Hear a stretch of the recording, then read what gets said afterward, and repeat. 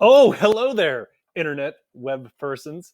Uh, Welcome to Emerging Technologies, IST 402 Emerging Technologies. I'm your instructor, Brian Olendike, and I'm very excited to be teaching to you from the confines of my basement. We're going to do a lot of great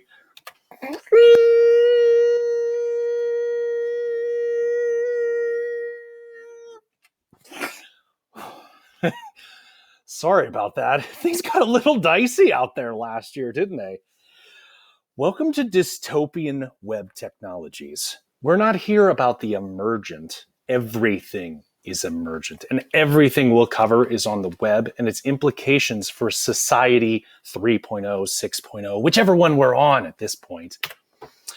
Welcome to the stage where we are all under surveillance. Everything is about safety, and all the technology decisions ever made don't need any ethical compass at all. It's syllabus day. I'm just giving you an example of syllabus day. Calm down, YouTube. So, it's not syllabus day. It's actually just the 5-star reviews of people that have taken this class. And you're going to want to take this class too. As one anonymous person on Twitter said, it's awesome. As someone I'm best friends with also said.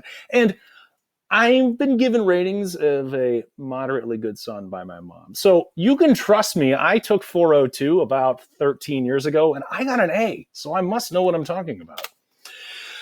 You might have noticed in the last 30 seconds, I'm not exactly a normal instructor. And this is because I'm more of a coach, we'll say. My job is to coach you on your academic journey through this type of a visual, which is to get you out of the cave to self-actualization and to explore reality beyond the confines of these digital screens and what put them there. Who put them there? Why were they put there? Why is the technology the way it is? How is it made? We're going to dig into, pick things apart, and look at the social consequences of technologies created on the web.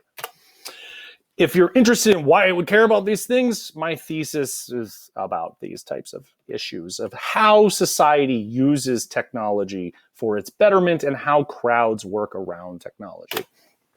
This is the way that I was able to get out of my own cave, to explore and discover my own knowledge. And it's a technique that I want you all to employ in this course. We're going to use YouTube heavily. In fact, for this type of an interaction, we're not going to do in-class speaking. We're going to be speaking to the camera, screencasting every week, talking about what we learned in class, generating a brand of our own. This didn't just happen one day. It's intentional. And I talk about a lot of people in character, or to a lot of people in character. And in all of that talking, I was able to find who I wanted to be, who that person out of the cave is, who I want you to be. The person you want to be in the world. And the person I want to be in the world is called EdTech Joker. And EdTech Joker is a completely normal faculty member, I assure you. Because as you can all tell, we're living in completely normal times. So EdTech Joker is a technology activist, faculty activist, and most importantly, a developer activist. I view that all code leads to change and can generate social impact. And as a result, I treat every line of code I'm going to make, every new system I'm going to create, everything that we'll talk about in class, as if it was designed by people to generate change in the real world.